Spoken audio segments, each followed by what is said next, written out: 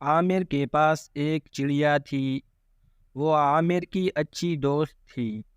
ایک دن چڑیا اڑ گئی اور واپس نہ آئی۔ اس بات سے عامر بہت پریشان ہو گیا۔ عامر کافی دنوں سے اداس تھا۔ وہ ہر روز چڑیا کا انتظار کرتا تھا لیکن چڑیا نہیں آئی۔ عامر کی اداسی کو گھر والوں نے محسوس کیا۔ چوں چوں کی آواز سن کر عامر چھت پر گیا۔ چڑیا کو دیکھ کر وہ بہت خوش ہوا۔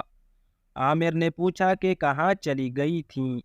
وہ بولی، میں لمبا سفر کر کے آئی ہوں۔ عامر حیران ہوا۔ چڑیا نے کہا، میں نے بہت جگہیں دیکھیں۔ عامر نے پوچھا، مجھے بھی بتاؤ تم نے کیا کیا؟ چڑیا نے کہا، آئیں میں آپ کو بھی ان جگہوں کی سیر کرواتی ہوں۔ چڑیا زمین پر چونچ سے لکیریں کھینچ کر تصویر بنانے لگی۔ چڑیا نے ایک تصویر بنائی اور بولی، یہ خوبصورت جگہ خیبر پختونخوا ہے۔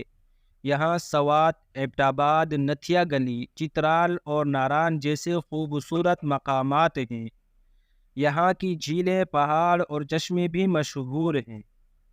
چڑیا نے ایک اور تصویر بنائی اور کہا، یہ پنجاب ہے۔ 5 دریاؤں کی وجہ سے اس کا یہ نام رکھا گیا ہے۔ یہ میدانی زرخیز اور شاداب علاقہ ہے۔ مینار پاکستان، علامہ اقبال کا مزار، بادشاہی مسجد اور شاہی قلعہ یہاں ہیں۔ چڑیا نے کہا، یہ سندھ کا زرخیز علاقہ ہے۔ اس میں سمندر، میدان اور صحرا ہیں۔ سندھ کے کھجور اور آم مشہور ہیں۔ یہاں بندرگاہ پورٹ قاسم ہے۔ لوگ سمندر کی سیر کرنے جاتے ہیں۔